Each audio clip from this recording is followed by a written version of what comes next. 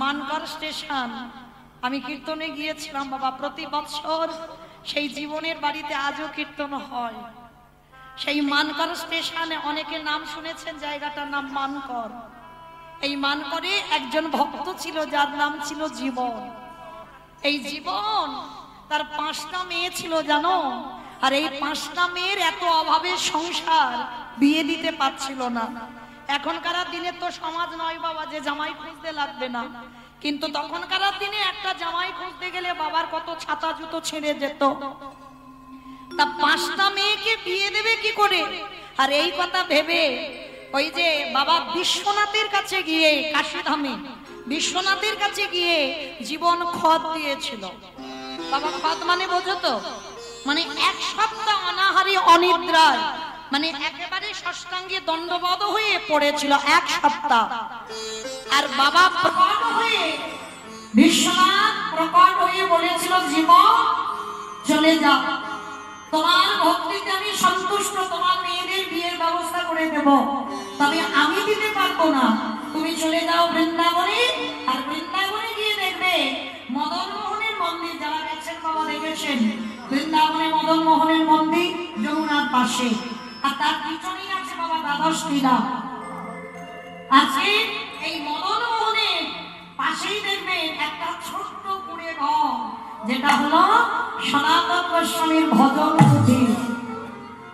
আর মদন মোহনের পাশেই সনাতন গোস্বামীকে সমাধি করা হয়েছে। যারা গেছেন বা যাবেন পরবর্তীতে দেখে আসবেন। তা এই সনাতনের যে ভজন জায়গাটা দেখবেন একেবারেই ছোট জায়গা। হরিব, আমাদের অট্টালিকাতে ভজন হয় না, ভালো ভালো দামি আসবাবপত্র রাখবার জায়গা আছে, কিন্তু ভগবান রাখবার জায়গা নেই। অনেকের জায়গায় যাই তো বাবা, দেখি বাবা ওই দেওয়ালে আলমারি করা আছে, আলমারির কাছে ভগবান রাখা আছে। বড় বিল্ডিং তৈরি করেছে, কিন্তু ভগবানের রাখবার জায়গা নেই। তাই সনাতন গোস্বামী ছোট্ট একটা কুড়ি ঘর, মাথা নিচু করে ঢুকবে, ছোট্ট একটা জায়গা, ওইখানে ভজন করত। তা এই সনাতন গোস্বামী, ওনার কাছে একটা মূল্যবান পাথর ছিল, যে পাথরটার নাম হচ্ছে পরশমণি। এই পরশমণি বাবা আমি তো চোখে দেখিনি, কে দেখেছে বলতে পারবো না, কিন্তু হঠাৎই পরশমণির দর্শন মেলে না। পরশমণি লোহাতে ঠেকালেই লোহা সোনা হয়ে যাবে, সে যে কোনো লোহাতে ঠেকাবে গোটা লোহাটা সোনা হয়ে যাবে, এটাই হচ্ছে পরশমণি পাথর। তা সেটা সনাতন গোস্বামী পেয়েছিল। তা পেতে বাবা সনাতন গোস্বামী, কিছু কিছু ভক্তরা জেনেছিল, কিন্তু বাবা ভোলানাথ তিনি তো জানবে, পরম বৈষ্ণব। তা সনাতন গোস্বামীর কাছে জীবনকে পাঠিয়েছিল, জীবন যাও, তোমার 5টা মেয়ের বিয়ের চিন্তা করতে হবে না, ওই বাবাজির কাছে গিয়ে তুমি পরশমণি পাথরটা নিয়ে এসো। আর দেখবে ওইটা যদি তুমি পেয়ে যাও, আর তোমার মেয়ের বিয়ের চিন্তা করতে হবে না। তা বাবা কি করেছে, সনাতন গোস্বামী তখনকার দিনে পায়ে হেঁটে গেছে বৃন্দাবন। আর বৃন্দাবনে গিয়ে সনাতন গোস্বামীকে দেখেই বাবা ষষ্ঠাঙ্গে দণ্ডবত প্রণাম। আর প্রণাম করে যেই না বসেছে, সনাতন মাথায় হাত দিয়ে বলছে, কি ব্যাপার বাবা হঠাৎ আমার এখানে? আমি তো ভিখারি মানুষ। বলছে, কে বলেছে তুমি ভিখারি? তুমি তো ভিখারি নও, তোমার কাছে একটা মূল্যবান জিনিস আছে। আমি কন্যা দায় বস্ত্রপ্রীতা, আমি 5টা মেয়েকে বিয়ে দিতে পারছি না, ওই জন্য বাবা বিশ্বনাথ আমাকে এখানে পাঠিয়েছে। তোমার কাছে যে মূল্যবান পাথরটা আছে, ওই পাথরটা আমার চাই। তা সনাতন গোস্বামী খিলখিল করে হেসে উঠেছে, বাহ, তুমি আমার কাছে পরশমণি নিতে এসেছো? কিন্তু শোনো ভাই, পরশমণি তো আমার কাছে নেই। পরশমণিটা আমি ওই যে ছোট্ট একটা ডোবা দেখছো, ওই ডোবার জলেতে ফেলে দিয়েছি। পরশমণি পাথর বাবাজি ফেলে দিয়েছো? বলে হ্যাঁ, আমার কোনো কাজে লাগবে না, ওই জন্য আমি ওই জলে ফেলে দিয়েছি। যাও তুমি গিয়ে ওইখানে ডুব দাও, আর ডুব দিলেই দেখবে পরশমণিটা হাতে পেয়ে যাবে। জীবনের মনে আনন্দ, আর আনন্দে নাচতে নাচতে বাবা মানে পরশমণি পেয়েছে, আমার আর কোনো অভাব থাকবে না, কোনো টাকা পয়সা, আমার মেয়ের বিয়ে থা সব হয়ে যাবে। তার যেই না ডুব দিয়েছে, আর ডোবাতে ডুব দিয়ে বাবা পরশমণি মূল্যবান পাথরটা পেয়ে গেছে। আর পাথরটা পেয়ে মনে খুব আনন্দ, সনাতন গোস্বামীর কাছে গিয়ে বলছে, বাবাজি বাবাজি তাহলে আমি আসি। এসো বাবা এসো, পরশমণি পেয়েছে তো? পেয়েছি, এসো। পরশমণিটা নিয়ে ছুটতে ছুটতে আবার ওই মানকর যেখানে বাড়ি আবার ফিরে আসছে।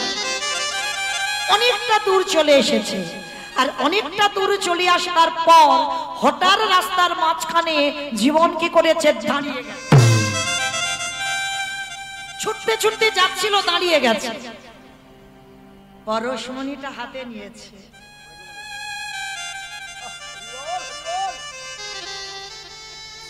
চেতনা সবার তো হয় না বাবা, হয় অনেকের দেরিতে হয়, অনেকের তাড়াতাড়ি হয়।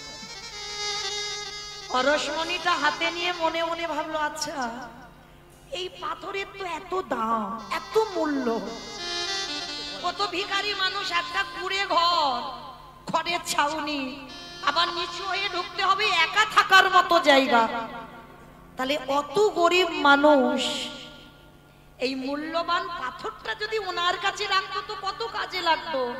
তাহলে এই মূল্যবান পাথরটা ওই পুকুরে ফেলে দিয়ে রেখেছি। তার মানে আমার মনে হয় এই পরশমণির থেকে ওনার কাছে আরো মূল্যবান জিনিস আছে, যেটা সন্ধান আমি জানি না, যে সন্ধান উনি পেয়েছে।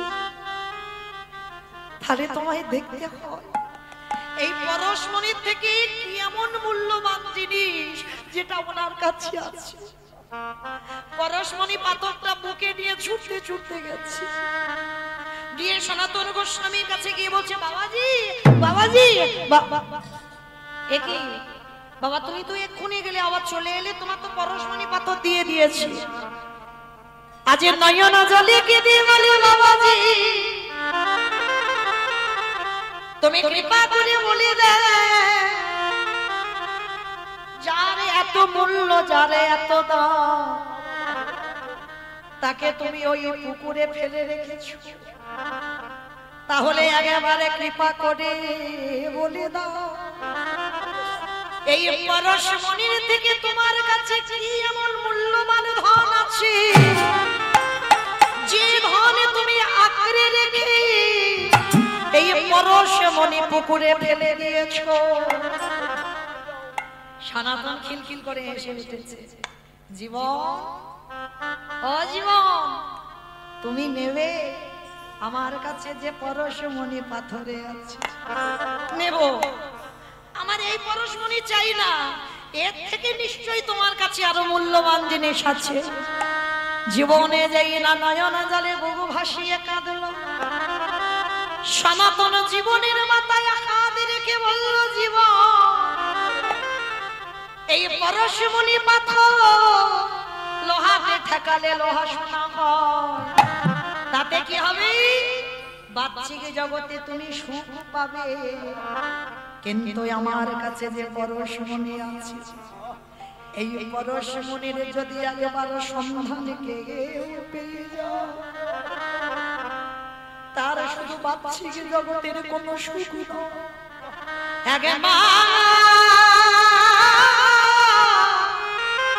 আমার কাছে যে মূল্যবান ধন আছে, সেই ধন যদি তুমি নিতে পারো, তোমার কি হবে জানো? তোমার ভিতরে বাঘি বাহির আলো হবে, যে জন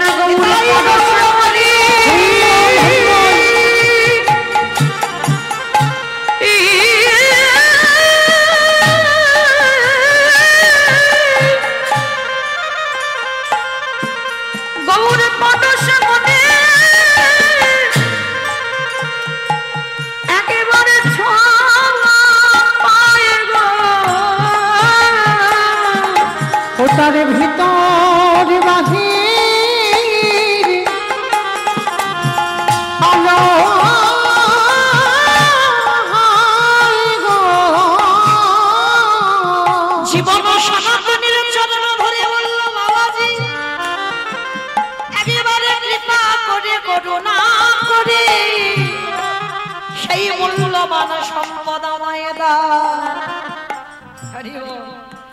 সনাতন জীবনকে বুকে ধরে বলল, জীবনে রে,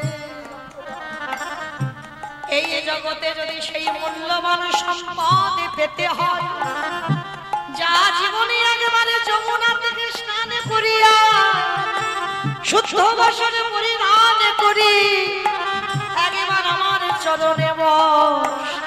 এইবার সনাতন জীবনের কর্ণ বলে দিল আজকে কৃষ্ণ। যেই না কৃষ্ণ নামে জীবনের কানে গেল, সর্ব শরীরে কেঁপে উঠল, জীবনে কাঁদে আর বলে গুরুদি, যে সম্পদের জন্য তোমার কাছে তার থেকে মূল্যবান সম্পদে পেলা, বলি আরে তো আমি ঘরে ফিরব না, তাই হবে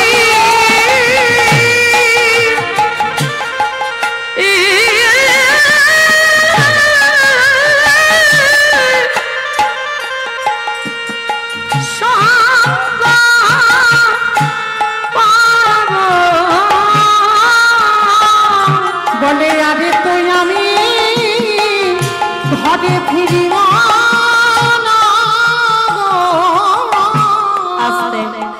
ভগবানকে তো বাবা বাঁধতে তারাই পারবে, ভক্তি যার কৃষ্ণ তার সর্বশাস্ত্রে কয়, সর্বশাস্ত্রে ভক্তি কি না থাকিলে কৃষ্ণ দেখেও বা কি বা হয়। সেই দিন থেকে জীবন আর মান করে ফিরল না বাবা। সে 5টা মেয়ের বিয়ের কথা ভুলে গেল, সে পরশমণি মূল্যবান পাথর ফেলে দিল, আর সনাতনের চরণ আশ্রয় করে যতদিন জীবন বেঁচে ছিল ততদিন বৃন্দাবনে সনাতন গোস্বামী চরণ সেবা করল। তাহলে বাবা এই পরশমণির থেকে আরো মূল্যবান আমারে গৌর চরণ। আমাইরা কোথায় ছিলাম মনে পড়ছে তো? কোথায় ছিলাম? শঙ্করাচার্যের বাড়ি, তাই তো? তাহলে গৌর যে পরশ করে, যে ছেলেটা টুকরো টুকরো করে কেটে থালাতে রেখে দিল, যেই না গৌরী আমার পরশ করল, সঙ্গে সঙ্গে পরিপূর্ণ সন্তান হলো। ছেলেটা যেন ঘুমিয়ে আছে, আর মহাপ্রভু গিয়ে ওই বদনটা নিয়ে শ্রবণের কাছে গিয়ে ডাকছে, গোপাল আয় আয় বাবা, তুই জগতে আবার ফিরে আয়, তোর বাবা কাঁদছে, তোর মা কাঁদছে, ও গৌর যেই না ডাক দিল, আরে কে থাকতে পারে গোপাল। এই মজাটার ব্যাপারটা দেখেন কেমন। এইবার গোপাল ঘুমোচ্ছিল, উঠে পড়েছে। যে ছেলে কথা বলতে জানতো না সেই ছেলে কথা বলছে। এইবার উঠে গৌরকে দর্শন করে প্রণাম করে বলছে, প্রভু আমায় ডেকেছো? হ্যাঁ। এই মা কাঁদছে, বাবা কাঁদছে, ওই রকম তুই কে কাঁদিয়ে চলে গেলি কেন? আগে ফিরে আয় মার কোলে। গোপাল উঠে গিয়ে বলল, গৌর হরি, বলো বলো এরাই আমার কোন বাবা মা? কি বুঝলে? যে ছেলের জন্য এতক্ষণ পাগলিনী হলো মা, ছেলে বেঁচে গিয়ে প্রশ্ন করছে, প্রভু এরা আমার কোন বাবা মা? জগতে কতবারই আমার জন্ম হলো, জগতে কতবার আমি মামা পেলাম, জগতে কতবার আমি বাবা পেলাম। ও ঠাকুর বলে দাও না এরা আমার কত নম্বর বাবা মা? যেই না এই প্রশ্নটা করেছে, সত্যবতী মা পাশে দাঁড়িয়েছিল, শোনা মাত্র চমকে উঠেছে। যে ছেলের জন্য আমি পাগলের মতো কাঁদছি, সেই ছেলে প্রাণ ফিরে বলছি আমার কোন মা? এইবার গৌরের চরণ ধরে বলল, গৌরে খেয়ে এতদিন পরে আমি অনুভব করলাম, এ ছেলে আমার নয়, পরিবার আমার নয়, স্বামী আমার নয়, এ জগতে কেউ তো কারোর নয়।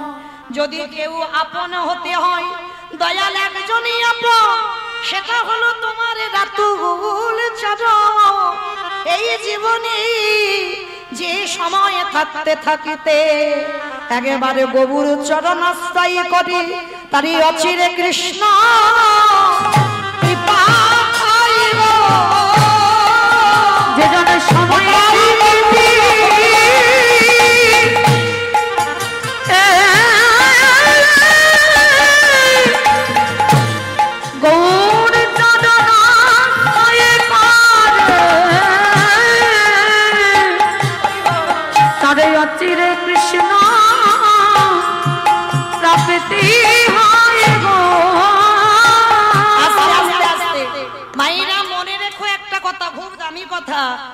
সময় থাকতে থাকতে গৌর চরণ ধরতে হবে, অসময় হবে না। এই সময় থাকতে থাকতে এই বলতে গিয়ে মা একটা কথা মনে পড়ে গেল, জানো এই জগন্নাথ ধাম পুরী ধামে যারা গেছেন অবশ্যই অনেক ভক্তরা আমরা গেছি, কারণ জগন্নাথ দেখতে যদি নাও যাই বাবা অন্তত পুরীর ঢেউটা খেতে অনেকে যায়, তাই না? ভুল বললাম মা? 4 দিন ওখানে থাকবে, 4 দিন ঢেউ খাবে, কিন্তু 4 দিন জগন্নাথ দেখবে না। কেউ বলতে পারবে এখানে যে আমি 4 দিন যেমন স্নান করেছি 4টে দিন আমি জগন্নাথকে দেখেছি? বলতে পারবে না। জোর 1 দিন দেখেছে বা 2 দিন দেখেছে, কিন্তু 4 দিন স্নানটা কিন্তু করেছে। তাহলে ভালো করে ভাবেন মা, একটা কথা মনে পড়ে গেল, খুব মনোযোগ দিয়ে শুনবে। এই পুরী ধাম থেকে অনেক ক্রোশ দূরে বাবা এক ভক্তের জন্ম হয়েছিল, যার নাম ছিল শালবেগ। এই শালবেগের বাবা বহু বহু ভজন পুরী ধামে হয়, উড়িয়া ভাষায় ভজন। তো এই শালবেগের মা ব্রাহ্মণ পরিবারের মেয়ে ছিল, কিন্তু ওর মাকে অপহরণ করে যায় বাবা একটা নিজ জাতির ছেলে, যার নাম ছিল কালবেগ। এই কালবেগ ব্রাহ্মণী ঘরের সন্তানকে যখন ওই শালবেগের মাকে চুরি করে নিয়ে গেল, জোরপূর্বক বিয়ে করেছিল, মানে অনিচ্ছাতে, ইচ্ছাতে বিয়ে করেনি, অনিচ্ছাতে অপহরণ করে নিয়ে গেল।